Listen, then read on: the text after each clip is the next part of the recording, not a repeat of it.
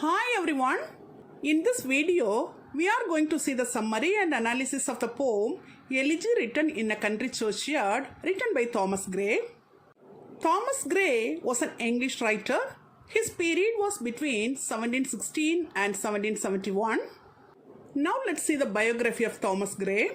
He was an English poet, letter writer and historian. He was born on 26 December 1716 in Cornhill, London. He studied at Eton College and Cambridge University. He was a fellow of Peterhouse and Pembroke College. He became a poet laureate in 1757. Elegy written in a country churchyard is a famous poem written by him. He published this poem in 1751. He died on 30th July 1771 in Cambridgeshire, England at the age of 54. Elegy written in a country churchyard is the masterpiece of Gray. He began writing this poem in the graveyard of St. Giles Parish Church in Stoke Poges, Buckinghamshire in 1742. He completed writing this poem in 1750 and first published it in 1751. This poem was partly inspired by Gray's thoughts following the death of the poet Richard West in 1742. This poem was originally titled Stanzas Wrote in a Country Churchyard. It embodies a meditation on death and remembrance after death. In this poem, the narrator finds comfort in pondering the lives of the obscure rustics buried in the churchyard. This poem contains an epitaph which serves to repress the poet's fear of dying. Gray's life was surrounded by loss and death, and many people whom he knew died painfully and alone. In 1749, several events occurred that caused Gray's stress, particularly the death of his aunt and his friend. These were the main reasons for him to write this poem. Here in this picture, we can see the graveyard in a country churchyard. This is the setting of this poem. Now let's see the lines of the poem and also the stanza-wise summary of this poem. It is the first stanza of this poem. The curfew tolls the knell of parting day. The lowing herd winds slowly over the lea. The ploughman homeward plods his weary way and leaves the world to darkness and to me. In this stanza, the poet says that the church evening bell signals that the day is ending. The mooing cows travel slowly across the grass, and a tired farmer trudges home, leaving the world and I are together in the darkness. Now, let's see the second stanza.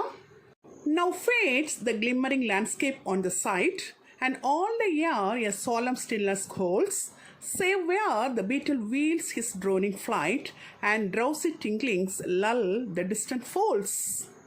In this stanza, the poet says that now the land around me is glowing in the sunset, but also fading away as I look at it.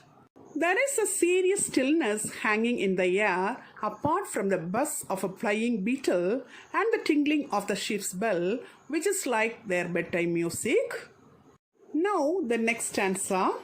Save that from yonder ivy mantled tower, the mowing owl does to the moon complain of such as wandering near her secret bower molest her ancient solitary reign. In this stanza, the poet says that the air is still apart from the tower over there, covered with ivy, where a sad owl is complaining to the moon about anything that wandering around her secret nest in the tower disturbs her long-standing lonely rule over the area. Now let's see the next stanza. Beneath those rugged elms that yew trees shade, where heaves the turf in many a mouldering heap, each in his narrow cell forever laid, the rude forefathers of the hamlet sleep. In this stanza, the poet says that underneath those burly elm trees and the shade of that yew tree, there are mounds of moldy dirt, each laying in a narrow room, forever the uneducated founders of this tiny village sleep. Now let's see the next stanza. The breezy call of incense-breathing morn, the swallow twittering from the straw-built shed, the cock's shrill clarion, or the echoing horn, no more shall rouse them from their lowly bed. In this stanza, the poet says that the sound of the scented breeze of morning, the swallow singing in a shed made of straw, the rooster's sharp cry, or the echoes of a hunter's horn, these sounds will no longer wake the dead from their humble resting places. Now the next stanza. For them no more the blazing hearth shall burn, or busy housewife ply her evening care, no children run to lisp their sir's return, or climb his knees the envied his to share. In this stanza, the poet says that the fireplace will no longer burn brightly for these dead people, nor will their busy wives work in the evening to take care of them. Their children no longer will run over to celebrate when their father has come home from work for the evening, or climb on his lap to get to be the first to get a kiss. Now the next stanza. Oft did the harvest to their sickle yield, their furrow of the stubborn glebe has broke. How jogged did they drive their team afield, how bowed the woods beneath their steady stroke.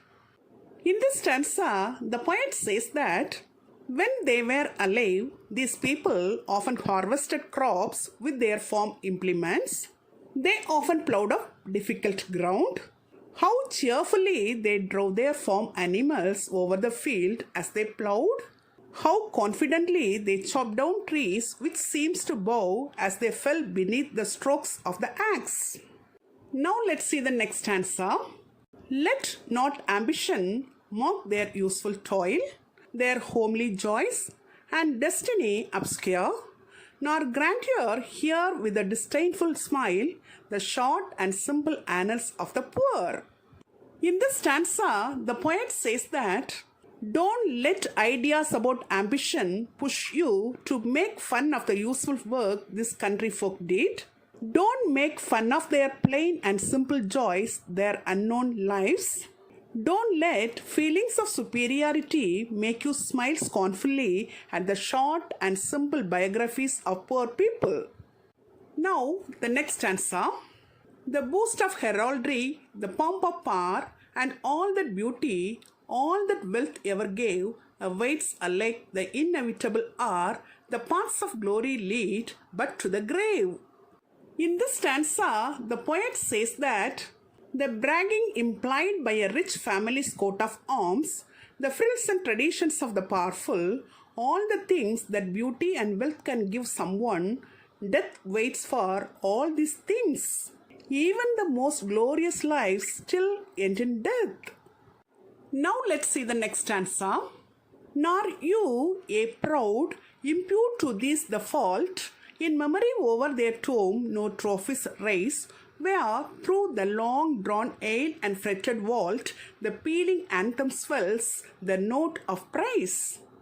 In this stanza, the poet says that, and you proud people, don't blame the poor if no memorials are erected on their graves as ornaments that outline their achievements in life, or if they don't have a tomb with a long hallway and a vaulted ceiling illustrated with all their accomplishments echoing with the sounds of mourners singing the praise of the dead. Now let's see the next stanza. Can storied urn or animated bust back to its mansion call the fleeting breath? Can honor's voice provoke the silent dust, or flattery soothe the dull cold ear of death? In this stanza, the poet says that, can an urn decorated with events from the dead person's life, or a lifelike sculpture of their head, call the dead person's breath back into their body? Can honor bring their decaying body back to life? Can flattery convince death not to comfort someone? Now, the next stanza. Perhaps in this neglected spot is laid some heart once pregnant with celestial fire, hands that the rod of empire might have swayed or waked to ecstasy the living lair. In this stanza, the poet says that maybe in this uncouth patch of ground is buried someone who was once passionately filled with heavenly fire. Maybe someone is buried here who could have ruled an empire or brought music and poetry to new heights. Now, the next stanza. But knowledge to their eyes her ample page, rich with the spoils of time, did never unroll.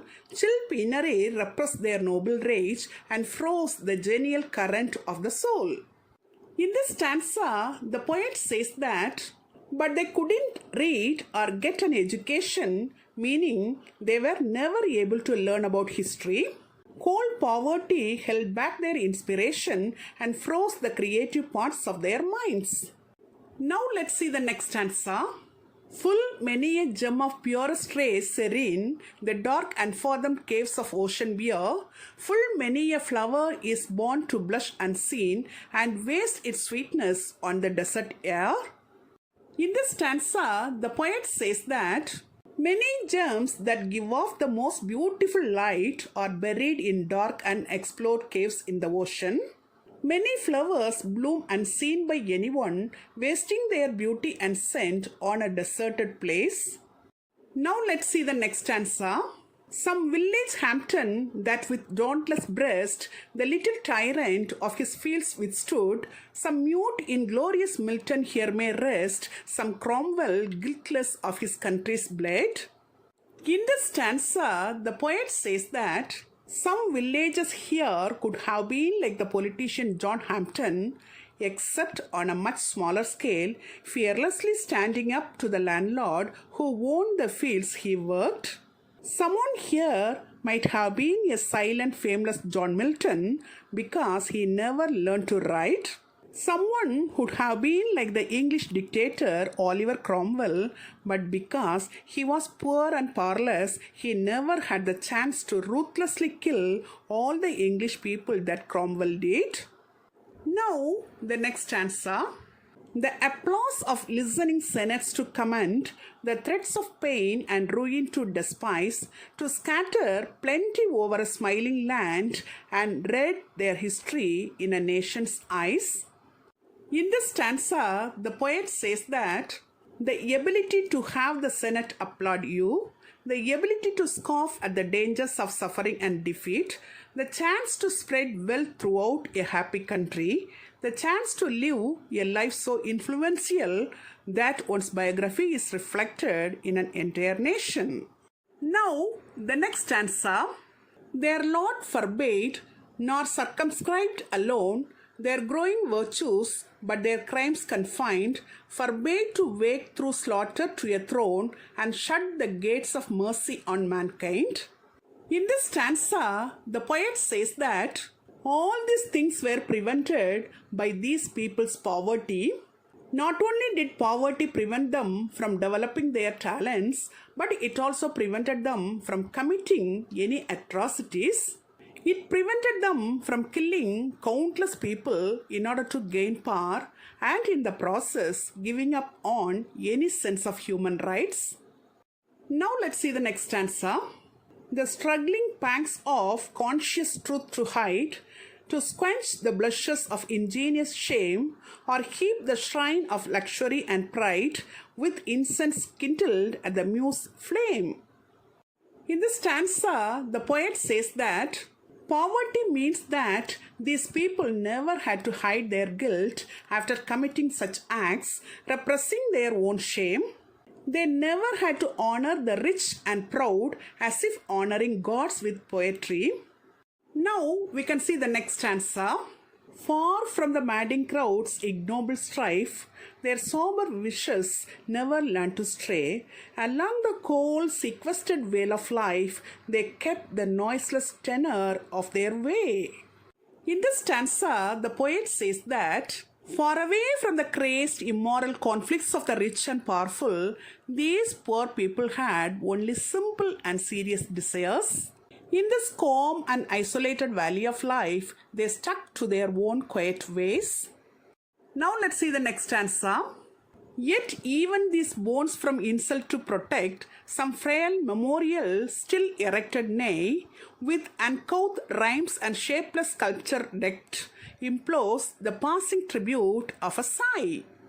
In this stanza, the poet says that, yet, to protect even these poor people's bones from total disrespect, a meager memorial has been built nearby. It has poorly written rhymes and a poorly made sculpture, but it still makes passing visitors sigh. Now, the next stanza. Their name, their ears, spelt by the unlettered muse, the place of fame and elegy supply, and many a holy text around she strews that teach the rustic moralist to die. In this stanza, the poet says that these people's names, the years they were alive, all called by someone who was illiterate, stand in place of fame and a lengthy commemoration. Many quotes from the Bible are scattered around the graveyard, quotes that teach unrefined yet good-hearted people how to die. Now let's see the next stanza. For who to dumb forgetfulness a prey, this pleasing anxious being ever resigned, left the warm presence of the cheerful day, nor cast on longing lingering look behind. In this stanza, the poet says that after all, what kind of person, knowing full well they would be forgotten after death, ever gave up this pleasant and troublesome life, ever left the warm areas of a happy day without looking back and wanting to stay a little longer? Now let's see the next stanza. On some fond dress the parting soul relies, some pious drops the closing eye requires, even from the tomb the voice of nature cries, even in our ashes live their wonted fires. In this stanza, the poet says that a dying person relies on the heart of some close friend, leaning against their chest. They need that person to shed some reverent tears as they die. Even from the tomb, the nature cries out, even in our dead bodies, the habitual passions of the poor still burn. Here, the next stanza. For thee, who mindful of the unhonored dead, dost in these lines their artless tale relate, if chance by lonely contemplation led, some hindered spirit shall incur thy fate. In this stanza, the poet says that you who have been thinking about those who died anonymously have been telling their unpretentious story in this poem. If by chance and because of lonely thoughts someone similar to you asks about what happened to you, here we can see the next stanza. Haply some hoary-headed swine may say, oft have we seen him at the peep of dawn, brushing with hasty steps the dews away to meet the sun upon the upland lawn. In this stanza, the poet says that maybe luckily enough some old country person will answer them. We saw him at sunrise a lot, his quick footsteps sweeping the dew off the grass as he went to see the sun from the town's higher fields. Now let's see the next stanza. There at the foot of yonder nodding beech that reaches its old fantastic roots so high, his listless length at noontide would be stretched and pour upon the brook that babbles by.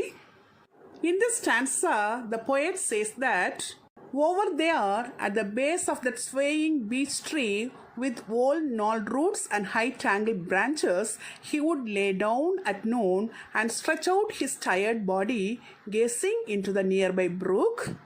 Now let's see the next stanza. Hard by yon wood, now smiling as in scorn, muttering his wayward fancies, he would row. Now drooping, woeful worn, like one forlorn, or graced with care, or crossed in hopeless love.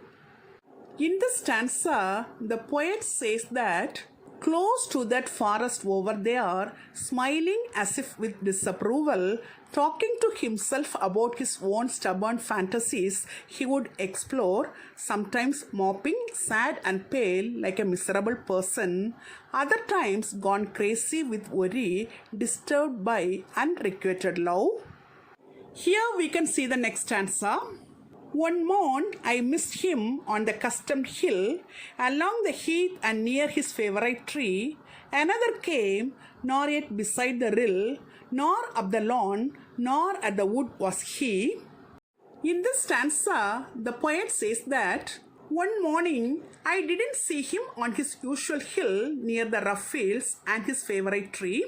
Another morning came and I didn't see him by the stream or field or forest. Now let's see the next stanza.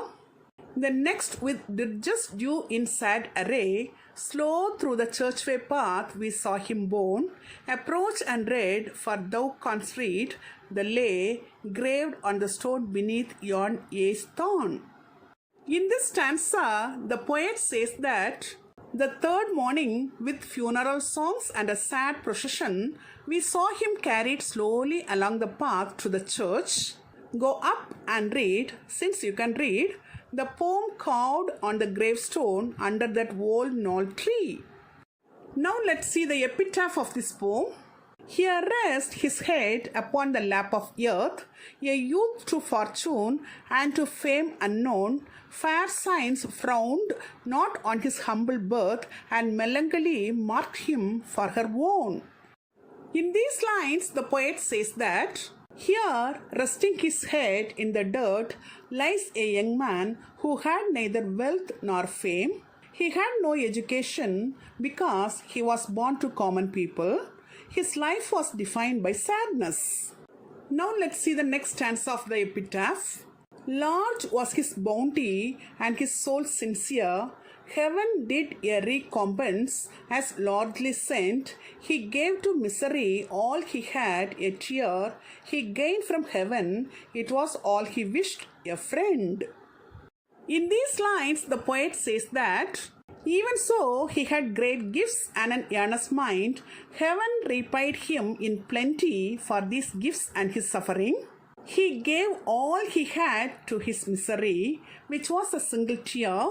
In return, heaven gave him the only thing he would ever wanted, a friend. Now let's see the third stanza of the epitaph. No father seek his merits to disclose, or draw his frailties from their dread abode. There they alike in trembling hope repose, the bosom of his Father and his God. In these lines, the poet says that don't try anymore to talk about his strengths and gifts, or to bring his weakness back from the dead. Both his strengths and weaknesses lie in the grave in a state of curing hope. He is now with his Father, the God. With these lines, the poem comes to an end. Here in this picture, we can see a model epitaph. Till now, we have seen the stanza-wise summary of the poem. Now let us see the analysis of the poem. Here, the poet calmly thinks over death while standing in a rural graveyard in the evening. He reflects that death comes for everyone in the end. He says that the elaborate tombs of the rich won't bring their occupants back from the dead. This poem ends with his own imagined epitaph. The poet commemorates the common folk buried in the churchyard by imagining the lives they might have lived had they been born into better circumstances. He also considers the benefits of anonymity. The poem highlights the fact that everybody dies and death is universal. This elegy is not written for a single person, but it is for everyone who is buried in the country churchyard. It is a meditative poem, a meditation on unused human potential, the conditions of country life and mortality. It was written in iambic pentameter quatrains. The poem was inspired by the poet's visit to a country churchyard. It gives a complete picture of the life and history of the poor people living in the villages. The poet has used metaphors like a gem in a dark ocean cave and a blooming flower in a barren desert. The poem is filled with sorrow and it gives a tone of grief. It mourns the death not of great or famous people but of common men. The poet has used many symbols in this poem. The curfew tolls, the day is parting, and all the air a solemn stillness holds are symbols of death. The narrow cells and lowly beds are symbols of grave. The poem reminds all mortal beings of the fact that death is unavoidable at any cost. The important themes of this poem are the inevitability of death, the value of commemorating the dead, and anonymity versus fame. Till now, in this video, we have seen the summary and analysis of the poem Elegy written in a country churchyard, written by Thomas Gray. Hope you would have understood it very clearly. Thank you for listening. For more videos on English language and literature, subscribe and watch our YouTube channel English Language Waves.